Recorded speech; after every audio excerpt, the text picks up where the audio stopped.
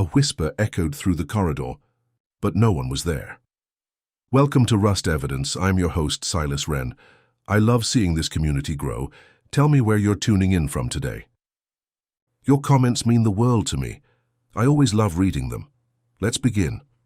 Chief Inspector Maigret sat by the window of his office, though office was perhaps too formal a word for the small, dimly lit room at the Quai des Orfèvres, where he found himself most evenings. The day's work had thinned to a trickle of paperwork.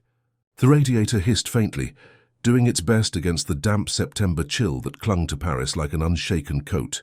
Through the glass, blurred by mist and a film of rain, he could just make out the lampposts flickering along the Seine. The river moved slow, heavy, indifferent, like an old animal that had seen all kinds of weather and all kinds of men. Madame Maigret had sent him out with a scarf this morning. It's not summer anymore. Jules. And he had smiled as he accepted it, though he hadn't worn it. He thought of her now, preparing a light supper for when he returned, perhaps a vegetable soup with a slice of bread. The thought was a comfort, yet it carried a tug of guilt. He had promised to be home early. He had meant it too, but now, as often happened, he lingered. His pipe had gone out. He tamped it slowly, deliberately, as if to prolong the small ceremony. Smoke, the bittersweet kind he preferred, rose in lazy threads. He leaned back in his chair, listening to the faint hum of a telephone on the desk across the hall, the faraway echo of footsteps on the tiled corridor. The building had that quality at night, alive but hushed as though keeping secrets. It was then that he noticed it. Not a sound precisely, but the absence of one. Someone had been walking in the corridor, their steps steady, unhurried, and then silence. Maigret waited. Silence lengthened. He frowned slightly, though not out of alarm. The corridor had an echo that carried oddly, and it was not unusual for someone to pause, light a cigarette, or look at a file left behind. And yet there was something peculiar about this stillness. After a minute he rose, pulled his coat from the hook, and pushed open the door. The corridor stretched long and narrow, lit by a few tired bulbs. The floor tiles shone with a faint dampness, the kind carried in from the rain-soaked streets outside. Empty. Bonsoir? Maigret's voice carried easily in that space, not loud, but enough. No reply. He took a few steps forward, listening. Nothing, just the faint dripping of a gutter somewhere beyond the walls. He felt no urgency. If anything, the moment drew a quiet curiosity from him, the kind that came not with crimes or blood, but with the oddities of human presence. Why should someone walk halfway down the corridor and then stop? Why linger unseen? He stood for a while, his heavy figure filling the stillness. Then, shrugging, he turned back toward his office. But when he sat again, his pipe relit, the echo of that silence stayed with him. Fair man had spoken in the corridor, not with words, but with his stopping, his absence. And Maigret, though he would not yet say it aloud, knew already that before the night was out, he would have to follow the trace of that silence to where it led. He tried to go back to the forms, to the penciled notes that had seemed so important an hour earlier, but the figures refused to behave. The silence of the corridor had lodged itself in his head like a small stone in a shoe. He let the pipe go out again without noticing. After a time there were steps once more, hesitant, then quickened, then stopping short as if someone had changed his mind halfway. Maigret didn't move. He had learned that the instinct to rush only chased people away. He waited, let the office settle around him, the radiator sighing, the rain sliding along the window like tired handwriting. A shadow filled the doorway, light from the corridor cutting around a narrow shoulder. Lapointe, with a folder pressed to his chest and a damp lock of hair over his forehead, looked younger than he liked to be seen. Patron. Maigret made a small motion at the chair. Lapointe didn't sit. He held up a small brown envelope instead, the kind used for negatives or coins, the paper buckled from damp fingers. Found on the radiator shelf at the corner. It wasn't there when I went to fetch coffee. Someone must have put it down a minute ago. Someone, Maigret repeated, not impatiently. I didn't see him, Lapointe said, and he sounded as though he blamed himself. I heard steps, then nothing. Maigret took the envelope. It had no name, only 2 words written in a cramped hand. Pour la pipe. He felt the bulge inside with his thumb, the faint impression of a folded card and something thinner. He opened it carefully. A pawn ticket slid into his palm, blue-gray, with the stamp of the Credit Municipal. A number, a date from late that afternoon, an amount. The description was terse, manteau d'homme gris. There was a second item, a metro ticket with a faint crease used, the timestamp smudged by rain. On the pawn ticket, a branch number and a street, Regard. Whoever it was wanted you to have it, Lapointe said. Maigret nodded. He let the ticket rest on the desk blotter and looked at it as though it might change by being looked at the right way. The word Regard was written in a clerk's round hand, but a nervous pencil had pressed it again on the margin, darker, as if to be sure it was seen. He kept his gaze on that, thinking of the corridor and its unfinished steps. It was not a cry for help, more like a pocket turned inside out to show there was nothing left except this. "Any complaints this evening?" he asked finally. "Two drunks at Saint-Michel." Longnon took the statements and grumbled that the world is in decline. Lapointe allowed himself a quick, apologetic smile. "He says the rain makes people sentimental." "It does," Maigret said. He slipped the pawn ticket back into the envelope, then into the inside pocket of his coat. He did not hurry. He put on his hat, shrugged into his coat as though it belonged to him more than to the hook, and stood a moment in the doorway. "If anyone asks for me, I've gone to look at the rain." Lapointe's expression softened, the young man understanding more than he could have explained. "Patron, should I call the branch?" We could, Maigret agreed. "But the man who left it didn't want a telephone. He wanted my feet." The building exhaled him onto the quay with its familiar smell of wet stone and river. He buttoned his coat without thinking and walked with his head slightly lowered, not to hide from the rain but to keep the city's noises gathered. The Seine lay dark and patient. Across it, Saint-Michel's cafés glowed like small hearths, where men argued about football and politics as if both mattered in the same way. He crossed the bridge slowly, the wet boards faintly springy under his weight. In a doorway, a flower vendor was packing petals that had forgotten their scent. Rue du Regard is not a long street. It lies half asleep behind Saint-Sulpice, a thin passage of shuttered shop fronts and apartments that always seem to be listening to each other. He didn't go directly there. He turned first into a narrow café that steamed up its own windows, the kind where the barman cleans his counter with a cloth that smells of lemons and cigarettes. He ordered a beer and did not drink it right away. The glass was cool and clean in his hand, and he stood with it, watching. A woman in a raincoat stood at the zinc bar, dabbing her face with a powder puff, the powder settling into the damp as if it didn't know which world it belonged to. Two men played cards with the methodical weariness of men who had played too often. The barman had shoes too shiny for this weather. "You close late?" Maigret asked, as if they were talking about the rain. "Depending," the barman said. He glanced at the hat, at the coat, at the pipe that had left its smell in the fabric. "Are you from the quay?" Maigret didn't confirm or deny. "You see many men come in with no coat when it's like this?"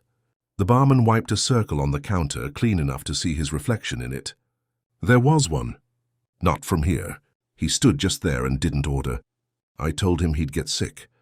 He said he already had, and then he laughed. A thin laugh. The barman's mouth turned down as if he didn't like remembering it. He had the sort of shoes that soak through before you reach the door. That's what I notice." He kept his hands in his pockets, as if he'd be fined for taking them out. "What time?" "An hour ago. Maybe less." He looked at the clock too long, as if it might tell him something new. The barman's eyes slid toward the window, where the rain ran in diagonal lines. "He asked me if the Credit Municipal on Regard would be open. I told him no. He stood a minute, then said that's what he thought." "What did he smell of?" Maigret asked. Not because he needed to, but because sometimes the smell told a story. The barman considered, took his time, made of it a small act of care. "Not drink. Soap from a cheap room, and something like old wool. I thought of my father's coat when I was a boy." Maigret left a few coins on the counter and put a hand to the brim of his hat in the old way that made people feel greeted. He stepped back out. The rain had lightened to a persistent drizzle that thought it would live forever. He walked toward Rue du Regard without thinking about a plan. The city led him in its own rhythm. He found himself in front of the Credit Municipal, its shutter down, the brass plate polished to an indifferent shine. The numbers on the door were familiar, because such doors always had numbers like that. In the hall to the left, a concierge's window empty, a smell of cabbage and wax. He didn't ring. He stood under the shallow awning, pipe unlit in his fingers, looking up. Fifth-floor windows showed squares of yellow. A shadow went past one slowly, then back, as if pacing in an argument with itself. The shadow stopped. He waited. It moved again, a smaller shape this time. Perhaps a lamp changed place. Perhaps someone sitting down and standing up again. Unable to be comfortable in any position, he tried to see more, but the rain made every light look like a reflection of itself. A man came along with his collar up and did not look at him. From somewhere, a radio played a song that had been popular last spring and was already tired of itself. The awning dripped at a steady rate, every drop the same size, like a metronome that had given up music and kept only time. He could have gone in and asked a question that would have led to a name, and the name to a room, and the room to a face. He did not. He let the address sit on his tongue like a word he wasn't ready to say aloud. There was a look he had seen before in people who came to him at night. Not exactly fear, not exactly shame, but a confusion of both with a thread of hope woven through. If you seized it, it tightened and snapped. If you let it lie, it sometimes led you where it meant to go. A window on the third floor opened and a woman leaned out to shake a cloth, then closed it again quickly with a shiver. The fifth-floor light remained. He thought of the pawn ticket in his pocket, of the grey coat pawned at 4 in the afternoon, for a sum that suggested necessity more than plan. A man without a coat, walking into a cafe to ask if a place would be open that he already knew would be shut. He had made a gesture toward being stopped. He had left a clue so ordinary it could be thrown away by the cleaning lady in the morning. Maigret waited until the light in the fifth-floor window dimmed and brightened again, as if a hand had been placed over the lamp and removed.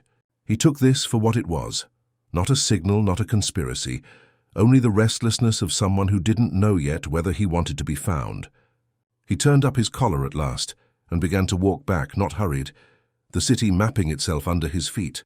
He didn't feel he was abandoning anything. He was making room for it. On the corner, a newsboy had stacked the late editions under a tarpaulin and was trying to keep them in order against the wind. The headline had to do with a minister and a vote that would not matter tomorrow. Maigret bought a paper he would not read and slipped it under his arm, a habit as old as his days on the beat. He thought of Madame Maigret's soup, probably waiting in a pot at low flame, growing better for its waiting. He thought he might, when he got home, say only that the rain was colder than it looked, and that a man had come by the office who couldn't find his voice. She would nod, perhaps ask what sort of shoes he wore. He smiled in the rain at the thought, then let his face grow calm again. Back on the quay, the building stood as it always had, as if it had never known footsteps that stopped. Inside, the corridor was empty and smelled faintly of damp paper.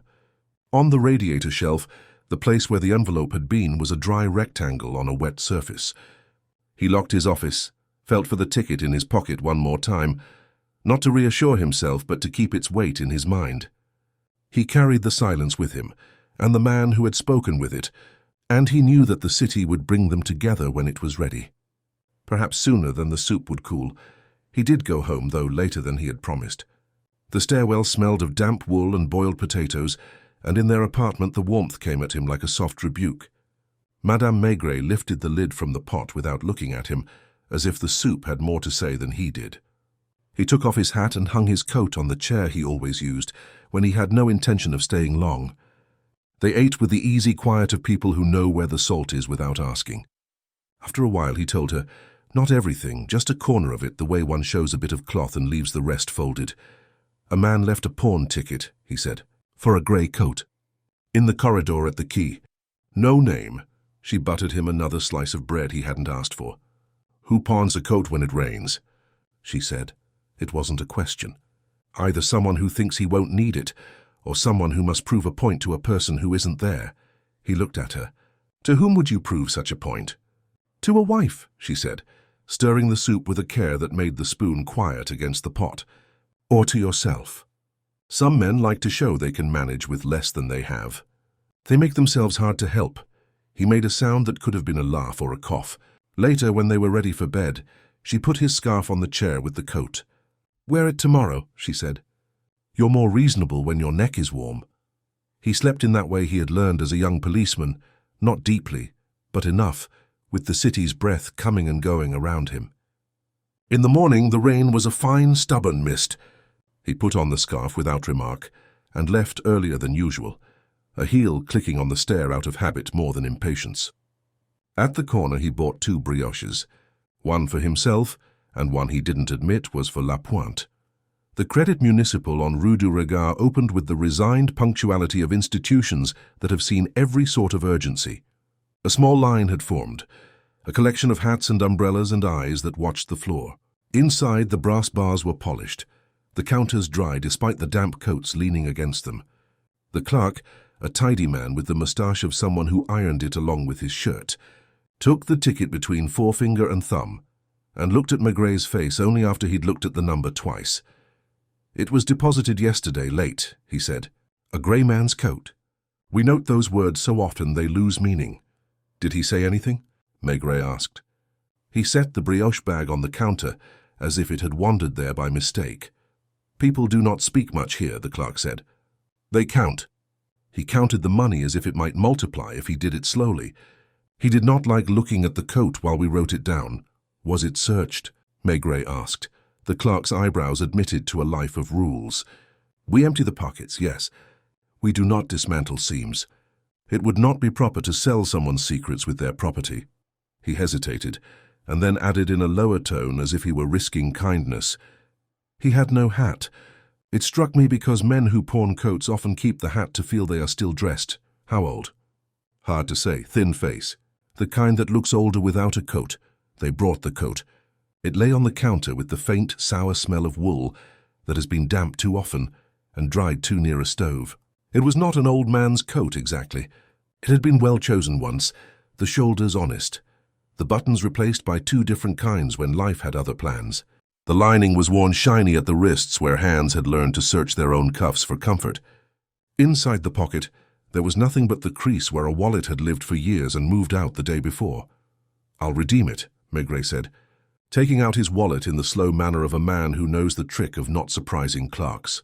The clerk wrote the receipt with careful loops. "You are not the depositor," he said, as rules required him to say. "No," Maigret agreed. He placed his card near the receipt, without pushing it forward. The moustache studied the card, as if it were a character reference from a reliable aunt, and nodded. "We have helped the police before," he said, and immediately regretted saying anything at all. "Will you require the ledger?" "You require the ledger?" "Only if you want me to," Maigret said, and the clerk, who did not want to, looked relieved. Outside, he swung the grey coat over his arm. It had the weight of someone's winter in it. He did not put it on. He crossed back toward the quay without detours, stopping only at the same cafe as the night before to drink half a coffee and leave the rest invisible in the saucer. "You again?" the barman said, not unfriendly. He did not come back. "Would you know him again if he did?" "I know people's shoes," the barman said. His had given up. At the Quai La Pointe was already there, his hair damp, his eyes eager with the worry of being useful. He took the brioche without making a show of refusing it first. "Patron, there was a call," he said through a mouthful. "A man. He asked if you had read the ticket." Those words. Then he hung up. "We traced the box, if you can call it tracing when it's 2 streets away, Boulevard Raspail outside a bakery." "What time?" 15 minutes ago." Maigret set the grey coat over the back of his chair as if it were a person he hoped would feel welcome. He ran his thumb along the cuff, not searching, only feeling where the cloth had been folded and unfolded hundreds of times. Lognon appeared in the doorway as if the building had coughed him up. He looked like a man who kept a cold for company. "I hear we are buying clothes for strangers now," Lognon said. "Shall I send my measurements?" "You'd look poorly in grey," Maigret said without heat. "Do you know a tailor on Rue du Cherche-Midi?" "Prévôt? He sews a P like a drunk, writing his own name." He held up the inside of the coat where a small label had been tacked with thread the color of yesterday's tea. Lognon peered with the offended diligence of a man determined to find the unimportant part first. "There are 6 tailors on that street. All of them think they cut for deputies. You want me to go ask which poor devil wore this once?" "If you like," Maigret said mildly. "Or don't, if it would make you unhappy." "I'm already unhappy," Lognon said, which was true and therefore ended the argument. He took the coat between forefinger and thumb as if it might soil his gloom and shuffled off. Maigret waited until the corridor had forgotten Lognon's footsteps. He lit his pipe and let it go out and lit it again, each act more about breath than tobacco. The grey coat gave back nothing but the small creak of thread tightening. He wasn't in a hurry. He thought about the phone box on Raspail, about a man who called to ask if a ticket had been read. Not seen or received, read. As if it were a letter that said more than it wrote. He stood and took the little knife he used for string and envelopes. At the left cuff, the lining had a place where someone's needle had made a stitch too long and gone back over it with two short ones. He didn't cut. He pressed with his thumb and felt the tiniest stiffness, not money, not a key, only paper that had learned to be part of its nest. He stopped. He closed the knife. There was time. The man had not asked him to empty a cuff. He had asked if the ticket had been read, and that meant something about the place, the hour, the sum, perhaps the branch. He would not be ahead of the man by tearing into his poor hiding place like a shoplifter at a sale. He told Lapointe quietly to set a man near the Raspail box who could pass for a clerk with a stomachache. "He won't come back," he said, "but it will make him think about it. When people are thinking, they sometimes choose the place they would have chosen anyway." Lapointe nodded and was gone, light on his feet, grateful for a task that was almost nothing. Maigret sat again and listened to the building breathe. Somewhere a typewriter kept a stuttering rhythm. The window blurred with a new layer of mist. The grey coat waited without complaint. He felt not certainty, but the beginning of it. The way a shoe learns the foot that wears it. The man was near, not in distance perhaps, but in the kind of nearness that makes men ask about tickets and watch corridors without entering them. If he had wanted to disappear, he would have left nothing. He had left a coat and a word and a way of speaking without words. That was already more than enough. He did not touch the cuff again. It lay there with its small secret keeping warm in its own way, and he let it be. The word on the telephone had been read, and reading, he reminded himself, was not dissecting. He tamped his pipe and failed to light it twice, then stood and put on his coat without the grey one, leaving that across the chair as one leaves a door not quite closed.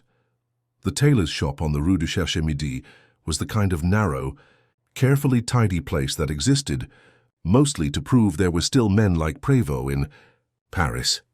There were paper patterns hung like modest ghosts behind the counter, and a smell of chalk that did not mind the smell of steam. Prévost had an iron face softened by the habit of listening to wives tell him what husbands would never say. He peered at the label without moving the rest of his head, as if his eyes did the work of a separate man. "Yes," he said, "I sewed that one on when the first came loose." He was the sort who keeps a good coat working longer than it wants to. It lay heavy on him. "Grey shows the rain less. I told him brown would have been kinder." "You remember him," Maigret said, as if surprised that anyone would. "I remember the way the sleeves collapsed at the elbow," Prévost said, "and the left cuff, he worried it. A man who rolls a cigarette and never lights it. There was a woman who collected it twice for him, a thin one with the kind of hands that press a hem flat before they stitch it. She used the wrong thread last time. Cheaper, a schoolchild's blue to hold a grey button." His mouth made a line of regret.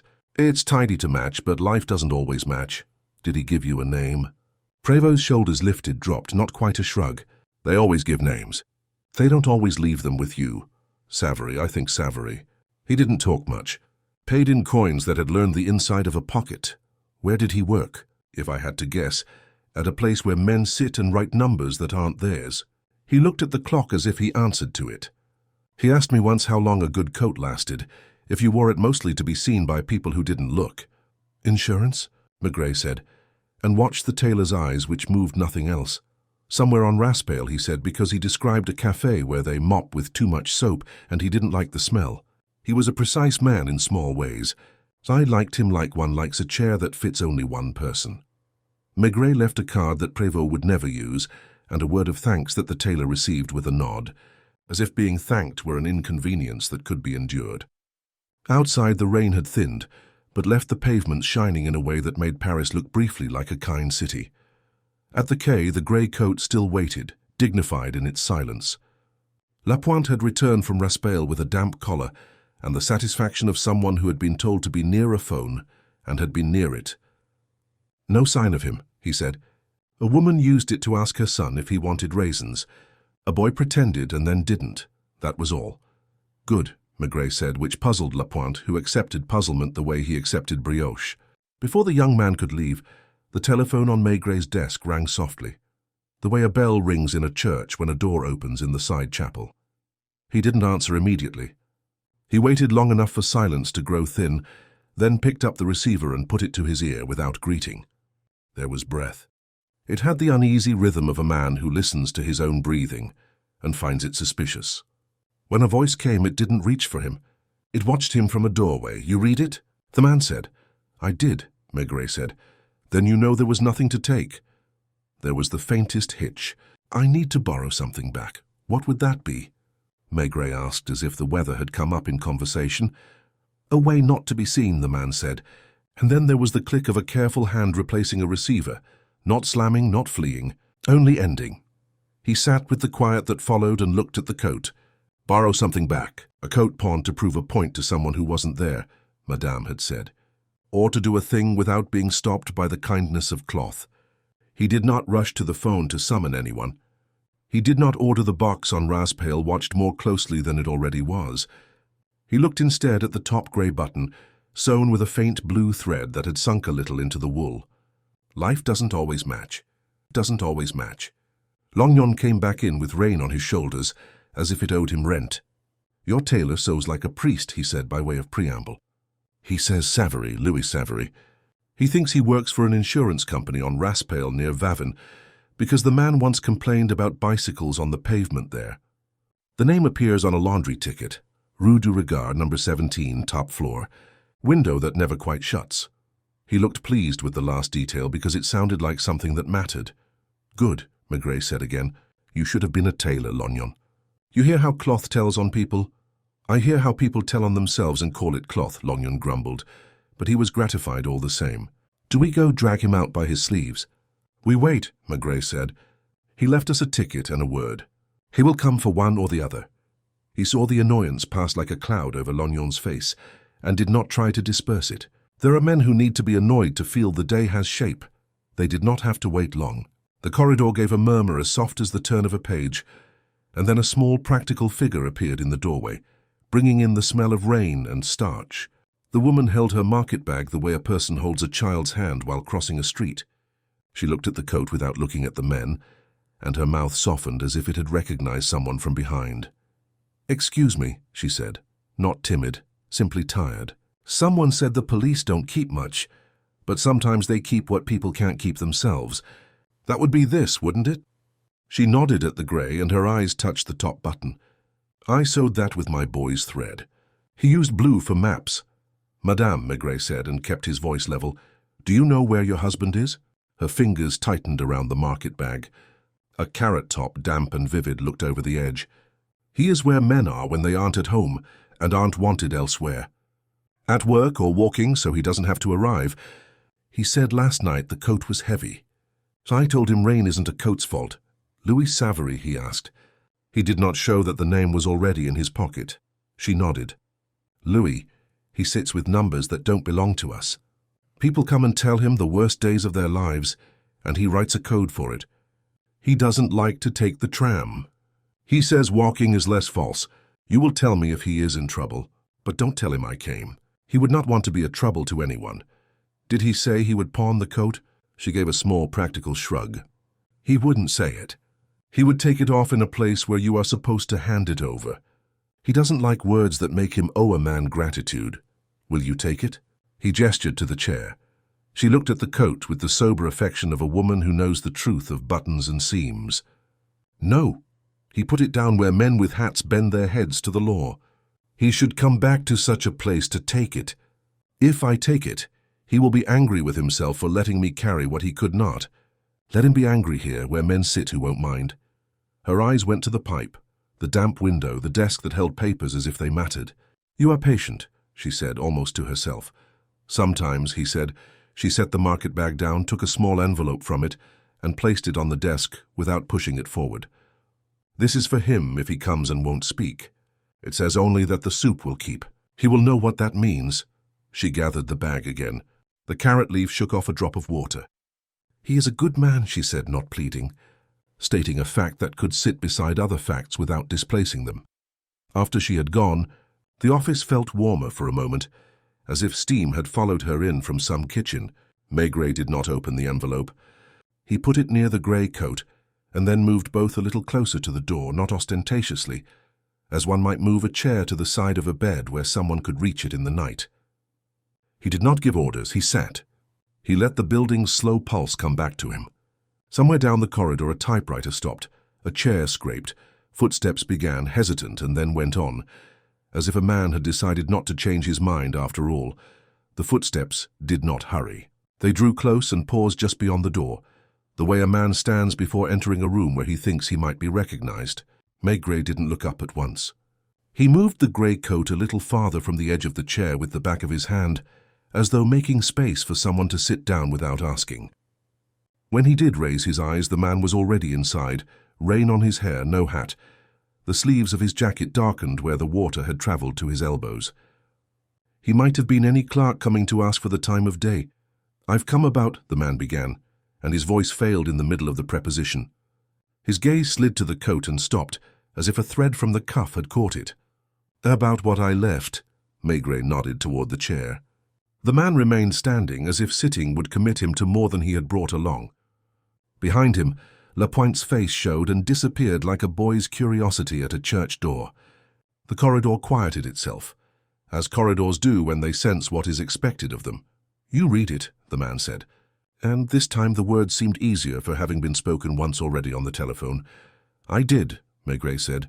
"Then you know nothing," the man said, and a tired smile went across his face and was gone. That was the idea. He reached for the coat without asking, but the gesture was so small and so careful that it was a kind of question. Maigret didn't move to stop him. The man lifted the grey by its shoulders, felt its weight settle, and only then looked at the top button where the faint blue thread showed as if it were a vein under skin. "My wife's," he said, not proudly. He turned the cuff in his fingers and let it go, the way you touch the arm of someone asleep to be sure they are there. He didn't put the coat on. He held it across one forearm like a waiter with a towel, a position that left him feeling oddly undressed. "There's a note," Maigret said. He kept his eyes on the man's shoes, which were drying badly. He nudged the small envelope a finger's breadth nearer. The man glanced at it and looked away. Then he took it, because not taking it would have been a kind of insolence he was not equal to. He opened it with care not to tear the paper more than life had already torn it, and read the 3 or 4 words that were all that was written. Nothing in his face moved. He folded the paper again with the precision of a clerk returning banknotes and slid it into his inside pocket, where it made no bulge. "I will bring this back," he said, looking at the coat as though it had spoken to him in private. "I only need it for an hour. There is a draft in the corridor upstairs at my office, and I am ashamed of a draft when other men are working." "You are ashamed of many things," Maigret said. Not unkindly. The man's eyes, grey but not cold, came up at last to the level of Maigret's. He might have said his name then. He didn't. "You have a way," he said after a moment, as if measuring an object in a shop window, "of leaving the thing that hurts exactly where a man wants to point at it and not be asked why. If you tell me your name," Maigret said, "I will mispronounce it and you will correct me, and that will be something between us that isn't this." "Savary," the man said. He didn't correct the pronunciation. "Louis. They say Monsieur Savary in the morning, when the office is cold, and Louis in the evening, when there is no more work anyone wants to do. You work on Boulevard." Raspail. His mouth twitched into that brief, inward smile again. "I walk on Boulevard Raspail. I work at a desk that could be anywhere. It is a company that collects stories and never tells them back. If you say you have lost a husband, we ask you for the paper that proves it, and if you say a house is not a house anymore, we ask for the number of bricks that have stopped being a wall. If you are angry, we say it will go faster if you are calm. I have said those words so often I can hear them without opening my mouth. "You left a ticket," Maigret said. "You wanted someone to read it." "I wanted a date," Savary said. He said it with the relief of a man who has finally picked up a parcel he has been circling since a market opened. "A time. A place that is not a story I tell. I thought if someone asked later they would say, 'At that hour he was not where you say he was because he was being foolish with his coat.' Foolishness is a kind of alibi. It is the only one that doesn't require witnesses. There will be a later, Maigret said. It was not a question. There is always a later at an office like mine, Savary said, and he looked at the window where the mist made Paris look like an image behind glass. There is a day when a ledger doesn't balance, and the man with the spectacles from the higher floor says, "It is a matter of zeros, and soon it becomes a matter of names." He enjoys that day all his life. It makes up for his shoes. You could have come to me, Maigret said.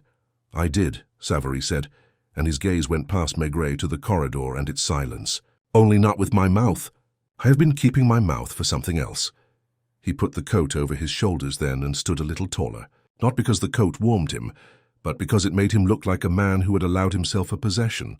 He buttoned only the second button, the one with the faint blue thread. His fingers hovered at the left cuff and withdrew. The line his mouth made might have been stubbornness or hunger. I will go now, he said, to sit at my desk and look at numbers that do not gamble. I will be asked a question in the afternoon, and I will answer it. It won't be the question you would ask. What question would I ask? Maigret said quietly. Whether I have a key to a drawer that is not mine? Whether I had it yesterday and whether I returned it after? Lunch and whether I have regretted an act since Tuesday that I cannot take out of the cuff of a coat with my thumbnail. The words came as if he had laid them out in his head in the night, and was now folding them carefully along their creases. But they will ask me whether I know where an envelope went, and I will say I know where many envelopes go, and that will be considered impudence. You are going to meet someone, Maigret said, not because he knew, but because the grey in the man's eyes accepted the guest like a spoon accepts soup. So I will stop at a phone box, and then at a cafe, and then at a staircase that smells of polish. Savary's surprise showed only as a blink that took longer than blinking needs. At 6, he said, near the gardens. It is a place where children shout in summer, and in winter the men at the benches still pretend they do not want to go home. If I go, you will not stop me. If I stopped you, Maigret said, you would find another way to arrive. If I walk behind you, perhaps you will walk more slowly. Savary nodded. He had the air of a patient to whom the doctor has prescribed something like sleep. He turned toward the door and then stopped, as if remembering the matter of coins in a pocket. You have been kind, he said without gratitude in his voice. I do not like kindness. It spends quickly. Your wife says the soup will keep, Maigret said, as if offering a piece of information that might be useful later. Yes, Savary said, and this time something in his face altered. A slight loosening, as if a tight collar had been unbuttoned a notch. She makes it the same every Thursday. It is a fault I find I depend on. He went then, the corridor accepting him, the sound of his steps steady until the corner where the echo changes. Maigret remained where he was, smoking a pipe he had not lit, smelling the wool and rain that had been left behind. Lapointe, who had learned to read short orders in long silences, appeared at his shoulder, as if he had been waiting at the hinge of the door. Patron? He said. Not too near, Maigret said. He is a man who hears footsteps behind him and thinks they are speaking his name. And Lognon? So let him go be offended at Raspail, Maigret said almost gently. He will collect all the correct facts that don't touch anything. When the building fell back into its rhythm, Maigret stood and crossed to the window. The river had put on its early afternoon color, which is neither grey nor green, but the color of a thing that has made up its mind to keep going. He put his hand on the chair back where the coat had been, and felt the impression in the cloth as if weight could be read after it had lifted. He did not touch the knife in the drawer. The cuff would speak when it had to, and perhaps not to him. He waited until the clock on the corridor wall gave a little cough that meant it had completed an hour, and then he put on his hat and the scarf Madame had required, and went out. The rain had chosen to fall again in a fine, persistent thread that tied things together without anyone quite seeing the knot. He walked without hiding. In that way he had that made him seem part of the city's own pace. Down the quay, across the bridge with its ironwork beading water, into the streets where cafes breathed steam against the windows, and the pavements shone as if each stone had been polished by a careful hand. He let the hour crack itself open. A tram clanged as if clearing its throat. The mist had the steadiness of a man who means to keep a promise to himself. He did not go straight to the gardens. He cut along Raspail to pass the building, where Savary's office sat inside like a conscientious tooth. He did not enter. He took his time at the opposite curb, under a plane tree that had decided to hold on to most of its leaves, and watched clerks rise and fall in the lift as rectangles of dull light opened and shut in the stairwell. A boy delivered a paper parcel to the concierge and left with hands in pockets like a small sailor. A woman came out in a hurry and stopped to powder her nose under the awning with the quick, furtive taps of someone who wanted to look, as she imagined men looked at women whose names they didn't know. The powder darkened in the damp and made a pale smear she didn't see. Her shoes were very good for a salary no one had given a raise to in 2 years. They were also too dry for this weather, unless she had come by taxi or stayed under a roof until the exact moment the powder went on. She glanced up and down the boulevard and turned toward Vavin, not toward home. He made a pocket of that detail without deciding what it would hold. Across the way, someone who might have been Lapointe drifted past the phone box with the look of a man whose stomach had opinions. There was no signal exchanged. It wasn't necessary. The street has its own telegraph for men who aren't in a hurry. Toward 5, the higher floor man came out, the one with the spectacles, whose frames had the delicate steel of a surgical instrument. He wore a hat he held by the brim as if hats were not quite respectable indoors. He walked with the careful tread of a man who had learned to leave no noise behind him. He did not look left or right. A taxi took him toward Montparnasse, as if called by thought. At 1:30, the door worked again, and Savary came out with the grey coat on his arm, like a modest companion, and his head bare to the fine rain. He stood a moment under the arch as if listening to his own breath. He did not look toward the phone box. He did not look toward the café with the lemons.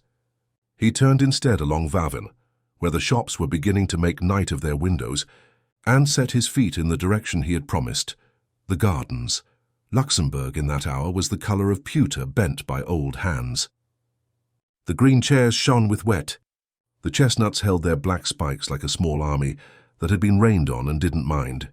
A guardian in a cape walked, as if he had been told to be visible in case anyone needed to be reassured, and to be invisible in case anyone needed to be alone. There were no children, only 2 men under the bandstand arguing in low voices about a singer none of them had heard in 15 years. The pool lay flat as a plate with a rim of dull metal.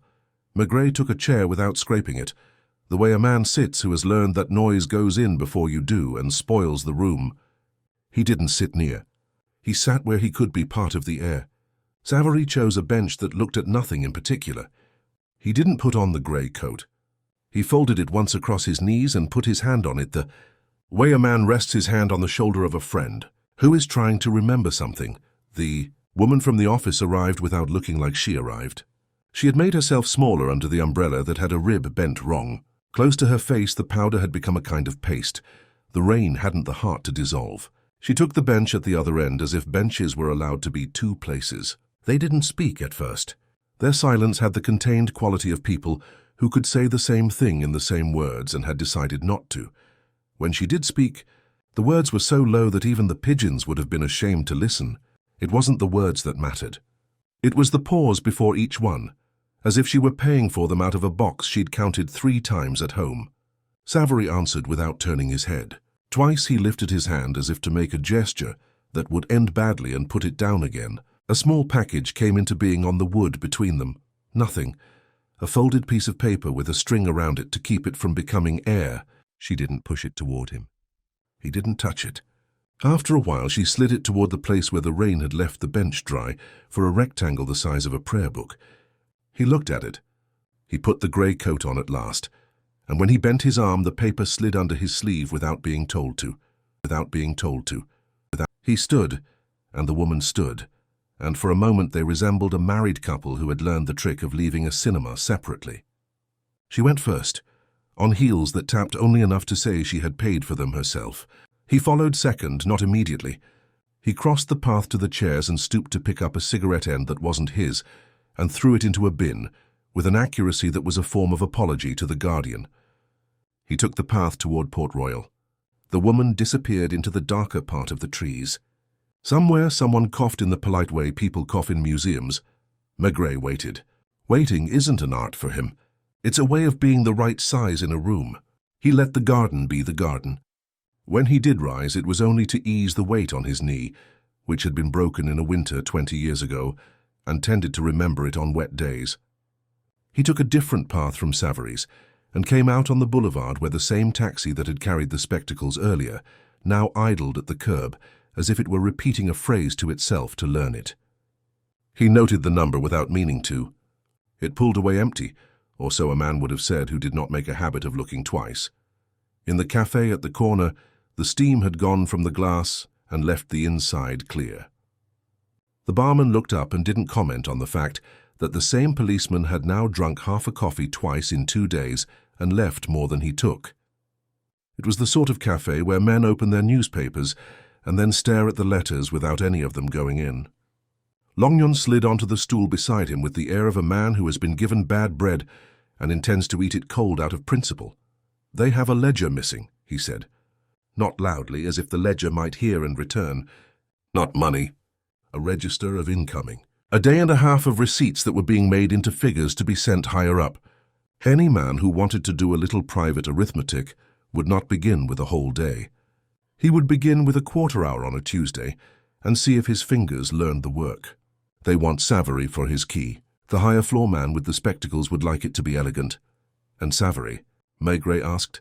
He answered like a clerk whose bladder is good and whose conscience is trying to decide which queue to stand in.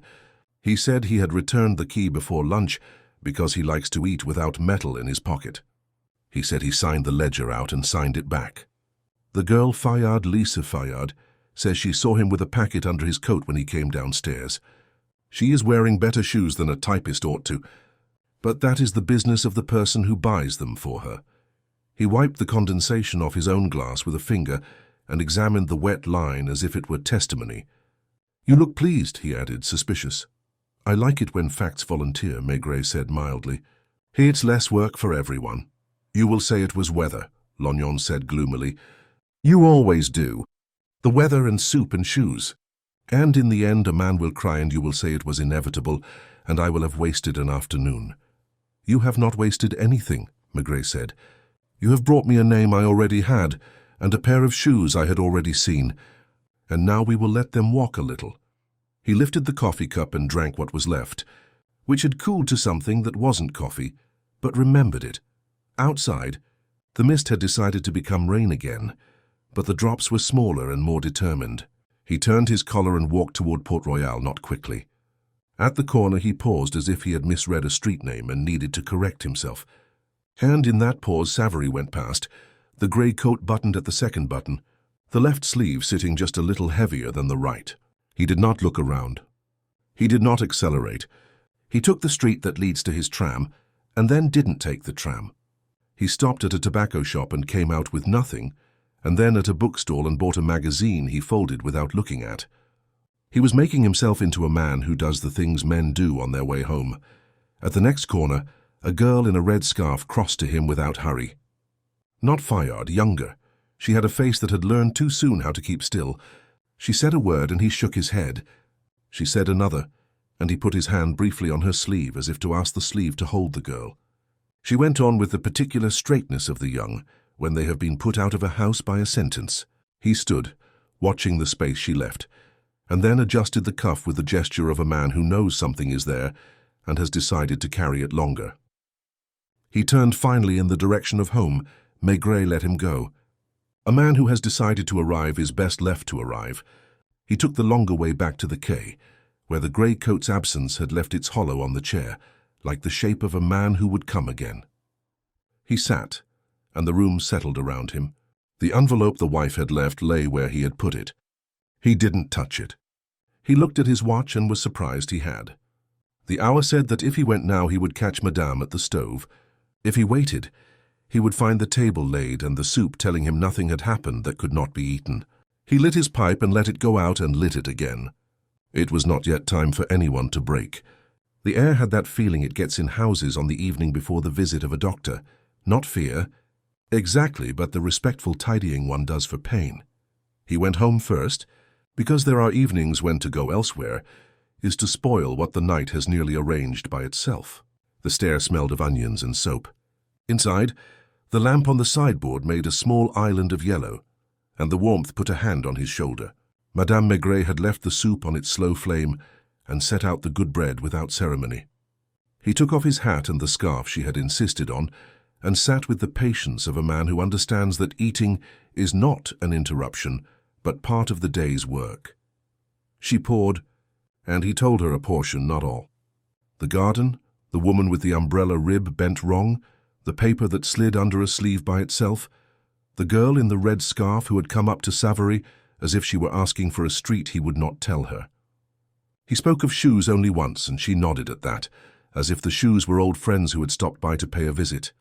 "Powder in rain," she said, tearing the bread and handing him a piece. "You only put it on if you will be under a roof in a few minutes. Not a kitchen roof.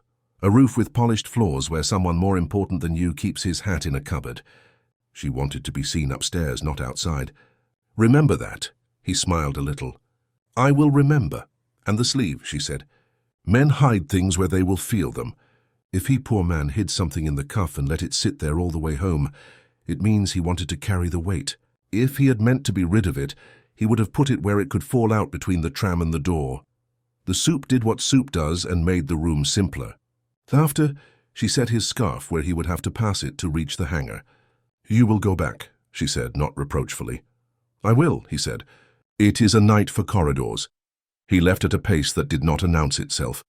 Boulevard Raspail had thinned to the sound of tires whispering along wet tar and the occasional shape of a man in a hurry to pretend he wasn't. The building where Savary's office lived showed itself as a stack of pale rectangles. One on the second floor had a shade left up, as if a hand had forgotten to finish the gesture. In the entry, the concierge sat behind glass reading a newspaper that had been folded so often it had learned to lie flat. "Evening," the man said, after measuring the hat and the coat and deciding this was the kind of visit the building would survive. "Evening," Maigret answered. "Do they keep late hours, your gentlemen?" "The ones with spectacles do," the concierge said. His voice had the scratch of a man who smokes where smoking is forbidden and enjoys that most of all. "The rest stay late only when they have misplaced something and need to be seen looking for it." He glanced at the stairs as if they were a person he disliked. "There is a draft on the third that makes complaints. I have told them I cannot repair the weather. Savary, a quiet one, walks as if not to disturb the paper in his pockets. His wife brings him a scarf on bad days. He leaves it here. Says he will collect it when he has earned the right to be warm." The concierge shrugged once, a small movement. "The girl Fayard comes sometimes with a packet from upstairs. She carries it like a cat, as if it could bite and she would still be fond of it. Today she came late and went up without ringing. Those who like to be seen don't ring."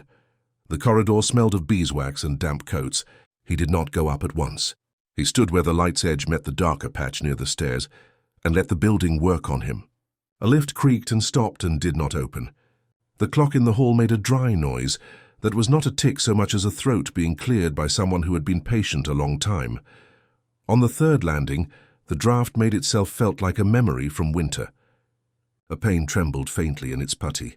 The door to the office corridor had a door plate whose letters had been polished to a disproportionate shine. Comptabilité, Recouvrement, Archives. He put his hand to the knob and found it would open to a man who acted as if he had the right. He did not go in far. He took the first chair by the wall and sat with his hat on his knee, like a visitor who has misunderstood the hour. The offices were boxes inside a box. In one, a green-shaded desk lamp cast an oval on blotter paper, where neat figures had marched until the hand had tired. In another, the coat pegs were heavy with black wool that shone where water had only just been shaken off. Somewhere a tap dripped into a basin with the patience of geology. He heard down the corridor a key enter a lock. The little complaint of an old cylinder asked to work again. Savary came along bent slightly, which might have been to be smaller in a place that had not invited him, or might have been the posture of men who expect their names to be spoken behind them. He had the grey coat buttoned at the second button. He did not start when he saw the shape of a man in a chair. He stood and looked the way one looks at a doctor's door just before a nurse says your name. "You have come before I asked," he said. "I will go after you have finished," Maigret said. "What is finish?" Savary asked. He smiled without humour, a line cutting a face that had been smoothing itself all day. He went to his door, unlocked, went in, and left it not quite shut. The lamp showed him in profile, the careful man at his own desk, the troubled man in a place where trouble dresses as paper. He did not sit. He opened the top drawer and then the drawer below and took nothing from either. His hand hovered over the third as if it would be punished for indelicacy. He opened that and stood very still. From the corridor, the smell of old glue came up like a memory. There are smells that carry you back to schoolrooms and to the authority of pasted labels. He heard the faintest sound, not paper moving exactly, more like paper deciding whether to be stiff or soft. Savary closed the drawer as carefully as if he were putting a small child back into a crib it had outgrown. He returned to the corridor without the coat now, the sleeve hanging empty from the peg in his office, as if the arm inside it had been taken somewhere warmer. He looked at Maigret and did not attempt to smile again. "Will you come and be someone in the room?" he said. It is easier to be honest to a presence than to furniture. The desk smelled of ink. On the blotter there was a square where a ledger had sat until recently. The dust had been dignified enough to leave a clean patch in its outline. In the third drawer, when Savary pulled it open again, there lay a slim book with marbled edges and a ribbon that had been cut too short and worried shorter. He touched it the way one touches a relic. He did not take it out. It was not lost, he said. It was put where it could be found by the man who wanted to see me carry it. He had the key. He has all keys. He sent the girl to say there was a mistake in numbers, that it would be simpler if someone like me, who minds these things, would check them at home. He said there was no hurry and then looked at his watch. A man like that always looks at his watch when he says no hurry. It means he will remember the time.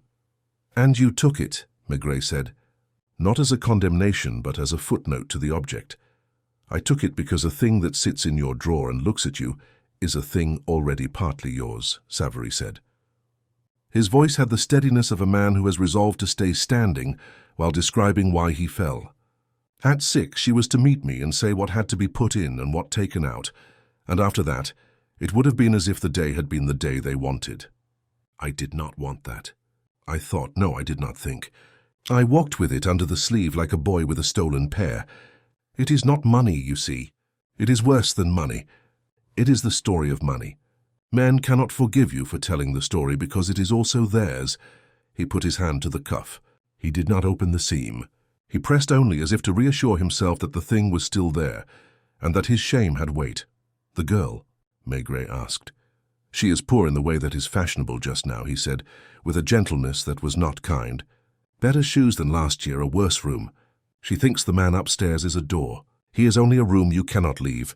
She presses the ribbon into the book and calls that work. She told me she would be dismissed if the numbers did not please a man who does not like numbers, but likes to sign them. She believes in catastrophes. They have a clarity that ordinary days do not. I remember being young enough to require clarity." He sat at last carefully, as if the chair might interpret the act. The grey coat lay on its peg like a witness who would not be needed if everyone behaved. In the corridor, the draught made the glass in the door tremble, and someone somewhere coughed twice. "You can give it back," Maigret said. "Intact." "That is what I am doing," Savary said. "Only I wanted another pair of eyes to see the drawer close, so that if the man with the spectacles says later that he found it elsewhere, you will be able to say he is misinformed." Maigret did not nod. He did not need to. He stood and walked to the window, where the streetlights made coins on the wet pavement that no one would stoop to collect. He felt the room settle the way a body settles when it has stopped arguing with itself. He heard Savary close the drawer again, the soft wooden sound of things going back to the place that reassures them, and after a moment the key turned in the lock with a small, certain click. "You will be asked in the morning," Maigret said. "By men who believe in elegance." "I will be asked," Savary said. "I will answer badly. I have never been good with words when someone wants them to be their words." "You can come by the quay first," Maigret said, as if offering a chair that would not break. "I will," Savary said. He put on the coat with the blue thread button and did not touch the cuff. He looked once at the empty square on the blotter and then at the door, and he went out in the way of a man who does not expect to belong to the corridor but intends to be respectful of it while he passes. Morning loosened itself from the river in a slow grey, the kind that makes Paris seem to have been drawn in pencil. The building on the quay had its own breath, a little warmer than the street, and the radiator in his office clicked as if it were checking its bones. He set his hat on the hook and the scarf across the chair and put his hands on the desk for a moment without sitting, as though making a small promise to the day to do no more than it required. Lapointe came in with cheeks that looked recently scrubbed by rain. "They telephoned from Raspail," he said. "The gentleman with the fine spectacles. He asked whether you would be at your desk for a matter of form." He said the words very carefully, as if they were coins. "When men say matter of form," Maigret said, "they usually mean matter of habit." He gestured toward the second chair. "We will be here." Savary arrived before the spectacles, and earlier than a man who wanted to keep his distance. He had the grey coat on, the second button held as it had before. He closed the door behind him like a polite guest, not like a man seeking sanctuary. He did not glance around for the ledger. He looked at the pipe on the desk and at the envelope his wife had left yesterday, as if measuring the day by the objects that had not moved. "I put it back," he said. "You saw me. I slept. No, I lay down with that knowledge as one lays a book on a table and keeps one finger in the place." Maigret nodded. "You wanted a witness. You have one. Today he will want another witness," Savary said. "He will bring a man who wears his tie as if it were a signature. They will ask me why I took it out if I meant to put it back. I will answer foolishly because the true answer has only weather and shame in it." "You can answer slowly," Maigret said. He watched the cuff. Savary's fingers had strayed there twice since he entered, not to pry, only to make sure the weight had not become an idea. A shape in the corridor paused at the door and then collected itself and came in.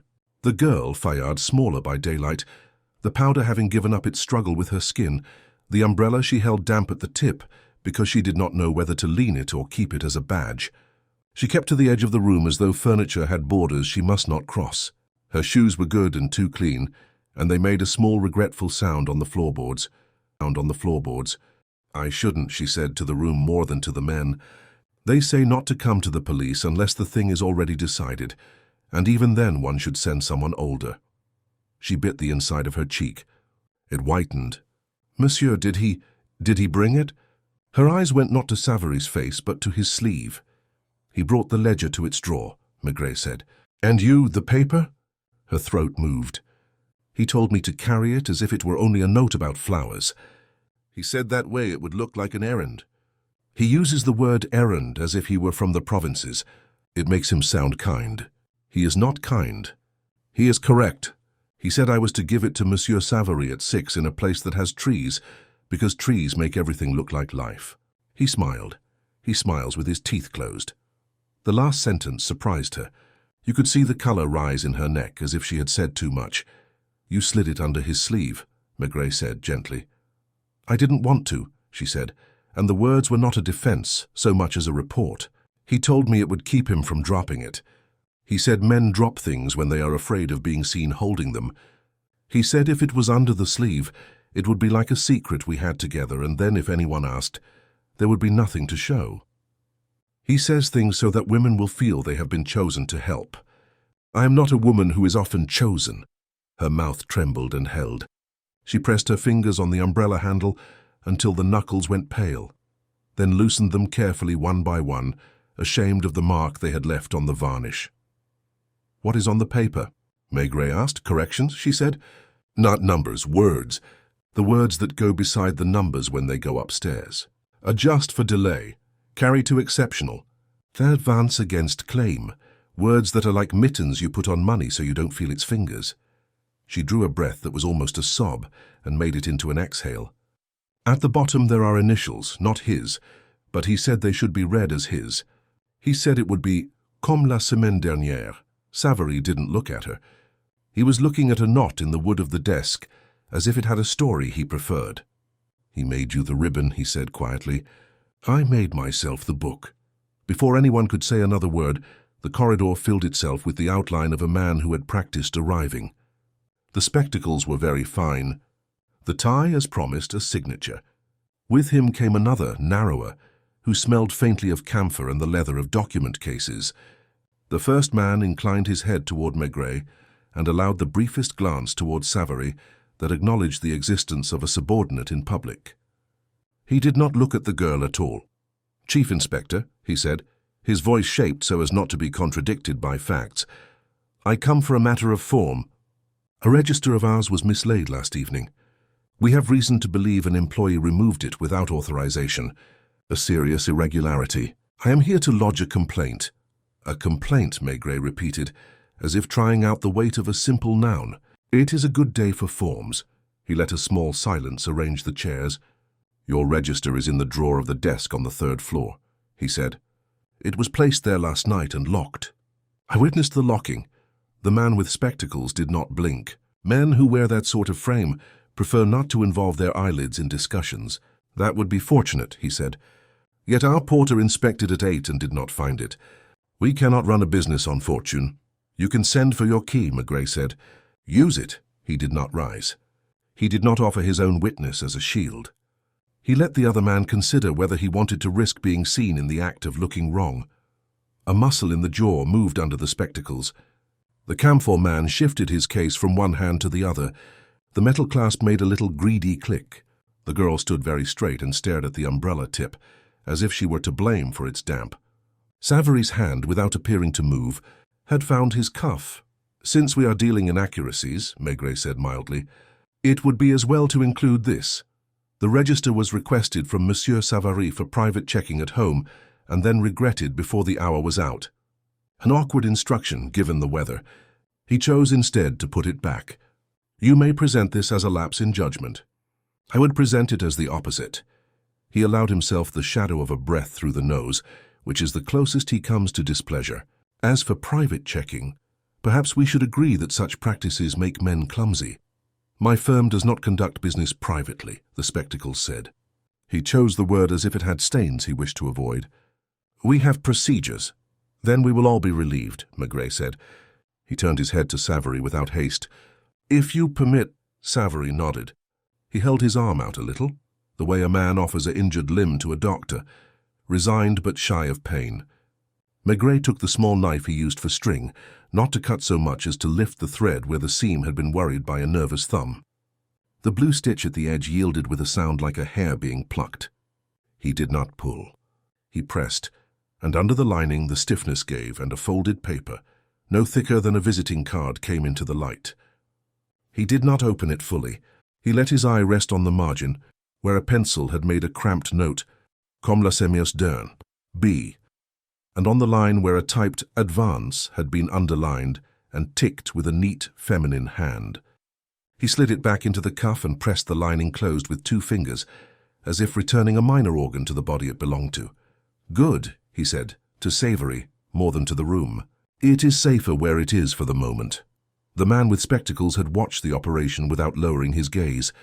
He smiled, not with his teeth, but with the knowledge that smiling suits certain moments better than speaking. You conduct your examinations with delicacy.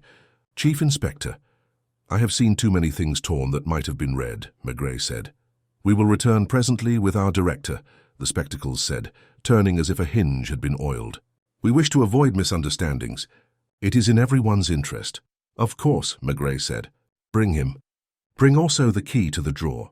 It will enjoy the exercise. After they had gone, the air in the room grew warmer by a degree, as if the heat had been unwilling to come in while correct men were present. The girl's umbrella left a small wet circle on the floor that felt more honest than anything else in the morning. She looked at Savary for the first time. Her mouth opened as to say, I am sorry, and did not. The apology was there all the same, like a taste.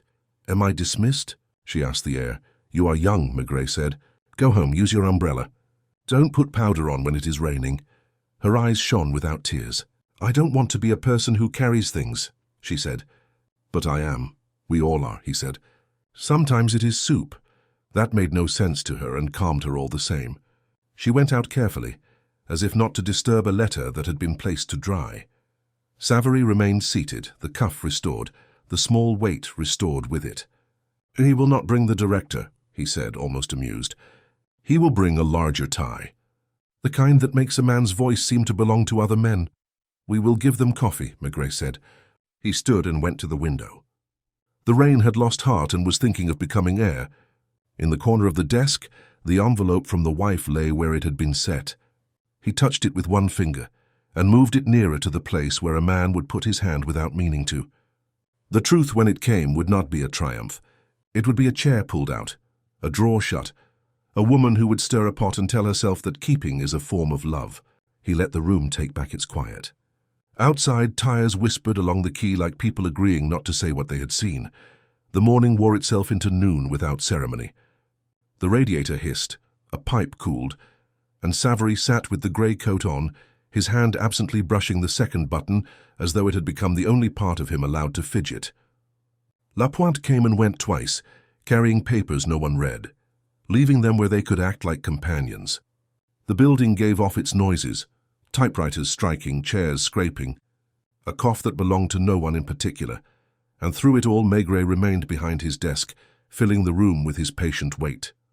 He gave Savary no questions, and Savary gave no words, and together they made a silence that grew steadier than speech.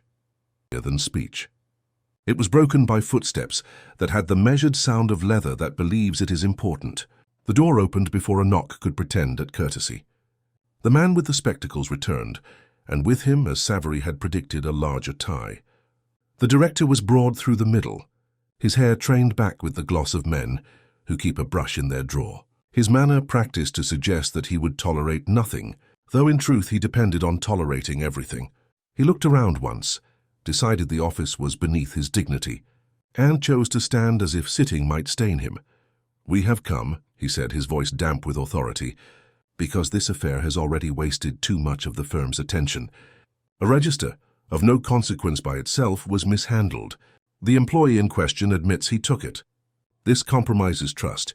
We ask only that the police note our concern. The matter will be dealt with internally."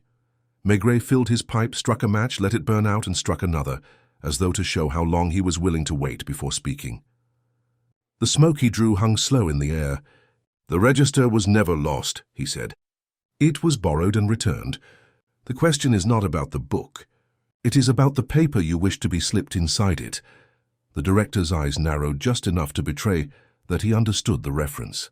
He recovered with a faint shrug. "You are misinformed. Clerks imagine things. Girls embroider stories. There are no papers." Savary shifted, his cuff brushing the desk. He said nothing, but his silence leaned forward in the chair. The man with spectacles stepped in to patch the crack. "Our firm," he said smoothly, "operates with precision. Monsieur Savary, regrettably, is a man of weak nerves. He has allowed himself to be used. But this is a matter of employment, not of law. The law," Maigret said, "is sometimes nothing more than the weather.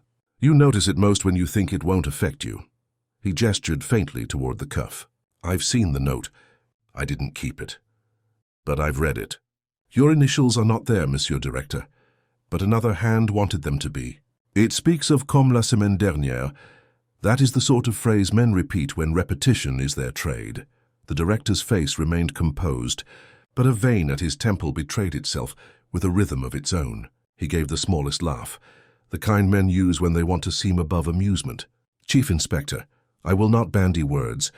What you claim cannot be proved." "Perhaps not in ink," Maigret said. "But there are other proofs. The girl who carried it under her umbrella rib. The man who was asked to hide it under his sleeve like a boy with a pear.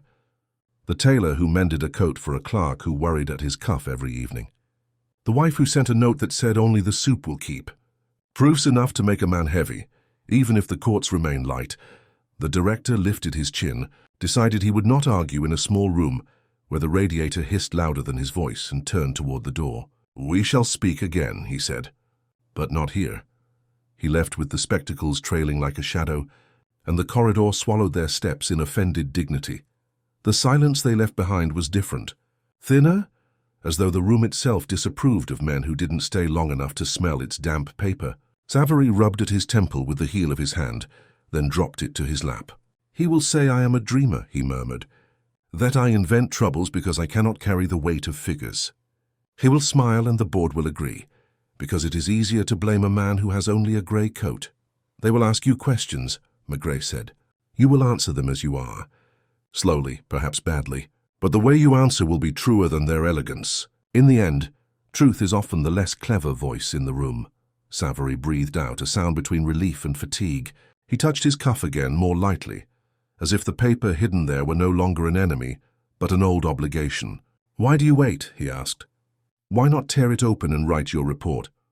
"Because sometimes men need time to break themselves," Maigret said. He leaned back, pipe between his fingers, eyes half closed. "And because soup does indeed keep. Your wife will warm it for you, even if you are late." The words lodged in Savary more deeply than an accusation would have. He stood uncertain, then nodded once. "You are patient, Chief Inspector." "I am," Maigret said. "It saves me from being clever." The clock in the corridor marked the half-hour. The air had shifted. The rain had gone, leaving the windows fogged but the light clearer. Savary left quietly, not like a man fleeing but like a man stepping into weather he could not control but had accepted. His grey coat brushed the frame as he passed. Lapointe returned with 2 cups of coffee and found only Maigret waiting, smoke rising around him like thoughts too patient to be spoken. "Patron?" he asked, uncertain. "Nothing," Maigret said. "Everything." He pushed 1 cup toward the empty chair. "Sit, tell me what the street says." Lapointe sipped and told him of a vendor shouting about chestnuts near the Pont Neuf, of 2 boys fighting over a dog that didn't belong to either, of a taxi idling too long outside the Credit Municipal, as if waiting for an order not yet given. Small things, ordinary, but to Maigret they were the sounds of the city keeping score. He listened, nodding, letting the details settle like rainwater in stone grooves. The case was not finished. It was not even yet fully a case. But the pattern was there. A clerk too honest for his own nerves, a girl too eager to please, a director too careful with his spectacles, and a city where every silence spoke louder than words. He tamped his pipe and lit it again, and this time the flame held. The room smelled of smoke and damp wool, and the faint sweetness of Madame's brioche folded in his pocket. Somewhere, in the corridors of a company on Boulevard Raspail, a drawer waited with a ledger inside it, locked and proper. But the truth had already stepped outside into the rain with Savary, buttoned at the second button, carried in a cuff that worried itself with its own secret. And Maigret knew that when it came back to him, as all truths did, it would arrive quietly, like footsteps pausing just beyond his door. The call came just after 2, the kind of ring that expected to be obeyed. The voice belonged to the man with the spectacles, made smaller by distance and therefore more precise.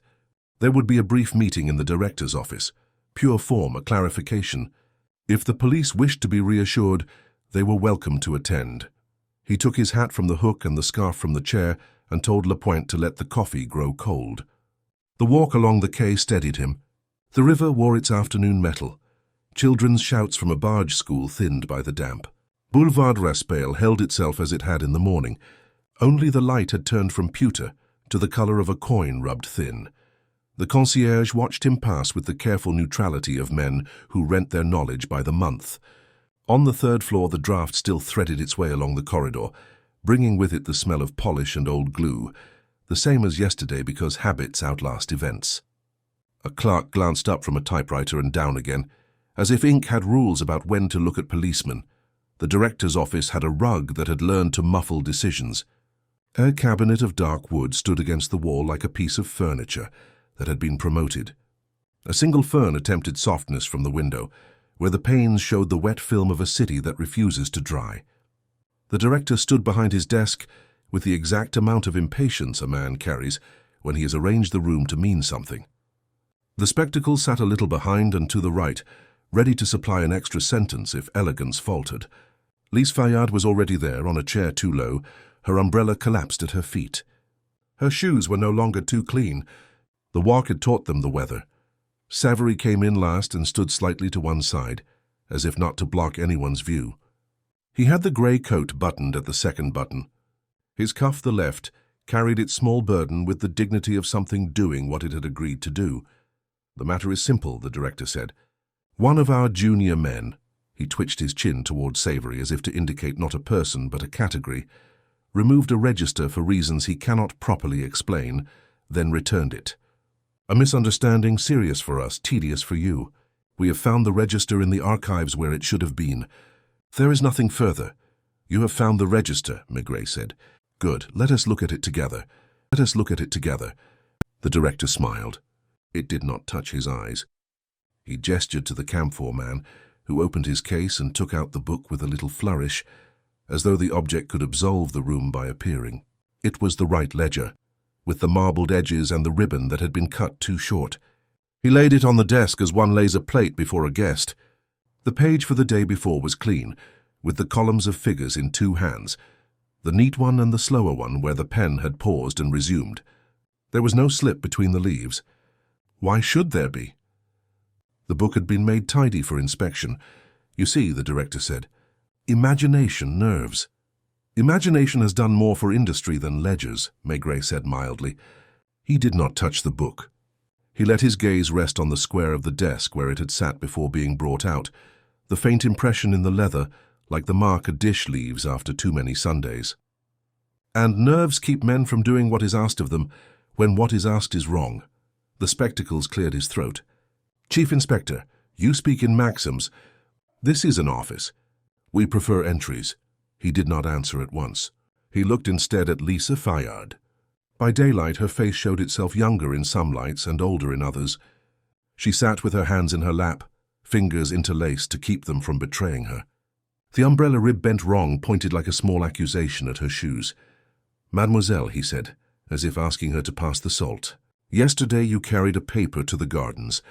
You slid it under Monsieur Savary's sleeve so he would not drop it. Her mouth opened and closed, not in denial but in the action of finding the first word. Monsieur, she began, and then looked at the director as a child looks toward a blackboard to see if the problem is still the same. He held her in his gaze the way men hold flies behind glass. It made her smaller and also clearer. I was told to do it, she said at last. He, she did not say the director's name, said it was like last week, that it saves time to call some sums advances and others delays. He said the upstairs men know this. He said my job was to copy, not to think. I wanted to be correct. I am not correct. Her throat worked, and she followed the movement with her own hand as if the gesture could steady it. The director's voice came smooth. Mademoiselle is overwrought. She hears phrases out of context. We discuss classifications. It is the nature of the work. There is no question of altering figures. We combat chaos. We impose order. There is a slip, Maigret said, still in the same tone. A scrap of paper, small, with a line in pencil and a reference to last week. It could be nothing. It could be the thread you used to pull your sweater straight. He turned his head to Savary without haste. You can take it out now if you like. Savary had been still in that stiff way men sit when they have decided not to scratch a wound. He did not look at the director. He lifted his left arm a little awkwardly, as if offering to be cuffed. With his right hand he pressed at the lining, found the edge of the fold and drew the paper free.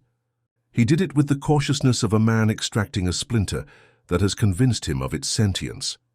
He laid the slip on the leather. It had learned the shape of the cuff. The crease ran like a seam down its middle. In the margin the pencil showed Comme la sème d'erne, B. Below, in the neat feminine hand, the tidy underlines, the tiny ticks. No one spoke. The sound in the room was the radiator's distant correction of its own temperature. Outside, a tram hammered its bell and moved on. The spectacles leaned, his mouth set in a small line of relief or disdain. It was hard to tell. This proves nothing, he said. A clerk's scribble. The letter could stand for bon, an internal note. As for this hand, our typists are instructed to mark totals. It is not unusual. Lisa's hands came apart as if they had been unglued. He told me to make the same marks, she said. The words were simple. It was the way she said them that made them heavier than a ledger. He said if it matched the week before, it would show that all is steady and people like steadiness. He said the board is fearful of surprises. He smiled when he said fearful. He made it sound like good housekeeping. Enough, the director said softly, so softly that it suggested a louder word had been swallowed. He put his hand flat on the desk near the slip, not touching it, pinning it with proximity. You are a little girl in a big room, he told her, and it was not unkind. It was worse. You do not understand outcomes. Savary looked at the hand, and then at the fern in the window that had learned to live in the breath of radiators. I understand outcomes, he said, and his voice changed very slightly, as if a thin partition inside him had given way. They look like Mrs. Duret in the vestibule crying with a handkerchief she is ashamed of, because the delay that we call advance will be refused by the man who says he never signed the new rule. They look like a boy who comes to the counter without a hat and asks how long until his father's matter is decided, and you tell him shortly, and then explain how shortly is a flexible term. They look like my wife warming soup that has forgotten she is there. He pressed his palm once to the cuff, not to hide anything, only to recognize it, I took your book for an hour because I wanted to be responsible for a thing that is not a word, for once. The director drew himself up until his tie became almost an argument. Chief Inspector, if you intend to arraign a firm of reputation on the basis of kitchen sentiment, I cannot assist you. We will deal with disciplinary infractions within our walls. We will not be lectured on. I am not lecturing, Maigret said. I am listening. He looked at Lisa. Go home, mademoiselle. She stared. I haven't been dismissed. You will be, he said, or you will be kept and told you are fortunate. Either way, go before the rain comes back. She stood too quickly, nearly knocked the umbrella against the rug and caught it at the last second with the fast, apologetic hands of someone who has grown used to catching small accidents. She looked once at Savary, who did not look back because he understood a look could be an anchor, and then she went. The bent rib grazing the door as if leaving a small mark was the only testimony permitted her. When the door closed, the office felt larger, less arranged. The director picked up the scrap at last, not to read, only to own. If you keep that, Maigret said, you will make yourself a museum for little papers. They are poor exhibits. The man placed it back on the desk with 2 fingers. Do what you please, he said. Write your report. We will write ours. In the end, only totals are believed. Totals are only believed by men who never had to pawn a coat in the rain, Maigret said, as much to himself as to the room. He did not press further. He did not handcuff anyone. He folded the slip once more and slid it back toward Savary. Keep it until this evening, he said. Then burn it. There are proofs and there are weights. I'm not always sure which makes men careful. They left him there. The director and his spectacles already composing their language for the board, Savary gathering the grey coat as a man gathers a dignity, and the corridor receiving them with the quiet of places that have been asked to forget. In the hall, the draft lifted the hair at his temple and reminded him of the first night, the footsteps that stopped and then did not speak. He stood a moment in that air and heard again the silence that had brought him to his door. It was the same voice now, only clearer. The evening pressed in with a softness that felt almost undeserved. The rain had retreated, leaving the streets slick. The lamps doubled in their own reflections. At the quay, the building seemed to breathe more easily, as though the day's visitors had left it lighter. Maigret sat in his office, the window half open, the pipe cooling in his hand. He was not waiting for anyone in particular, but the hour made him expectant in the way dusk always did. The door opened without ceremony. Savary came in, the grey coat on his shoulders damp at the hem as if he had walked more than was needed. His face carried no triumph, no collapse. He looked like a man who had walked through weather and arrived intact but not unmarked. He placed the small folded slip on the desk, no longer hidden in the cuff. I kept it, he said simply. As you told me. I did not burn it. It belongs in air, not in ashes. It is not mine, but it clung to me like something that wanted a confession. Maigret picked it up and did not open it. He looked at the crease where the paper had learned to fold itself. It was never yours to carry, yet you carried it because you are the only man in the room who still felt its weight. Savary sat, uninvited but not unwelcome. They will not blame him. Not the way one hopes. They will close ranks and call it procedure. Perhaps the girl will lose her desk. Perhaps I will be moved to a darker corridor, but it will be as if the paper never existed. He smiled faintly, not bitterly, only with the tired recognition of a man who knows how institutions survive. Except for me. For me it existed. Maigret let the silence grow around them, steady as the smoke that rose again when he relit his pipe. That is often the punishment, and sometimes the only proof that you remember. The others will speak of totals. You will speak of a piece of paper folded into a cuff. In the end, which weighs more? Savary did not answer. He looked at his hands, at the coat that lay heavy, at the pipe smoke turning the air into something gentler than it had any right to be. When he rose, he did so with a kind of resignation that was not defeat. He placed the grey coat over his arm again, like a companion he had decided to take home despite its flaws. At the door he turned once. "My wife will be waiting," he said. "The soup will keep." When he was gone, the office returned to itself. The radiators hissed, the distant typewriter, the corridor whispering with its ordinary echoes. Maigret leaned back and let the weight of the day settle into something smaller, like ashes at the bottom of a pipe. He thought of the girl with the bent umbrella, of the man with spectacles who had practiced elegance too often, of the director whose tie spoke louder than his mouth. And he thought of Savary, who had pawned his coat to leave a message in silence. In the end, there would be no arrest, no headlines, no clever summation in court. There would be a man walking home in the rain, carrying a coat mended with a wife's blue thread, and inside that home a bowl of soup waiting to be warmed. That, Maigret reflected, was how truth lived most often, not in declarations, but in the quiet persistence of ordinary lives, patched and waited and still endured. He finished his pipe, drew the curtains against the city's lights, and sat for a moment longer in the comfortable company of silence. Outside, Paris went on, its streets damp and shining, its secrets folded neatly into its corridors, waiting for the next man to pause his footsteps and speak without words.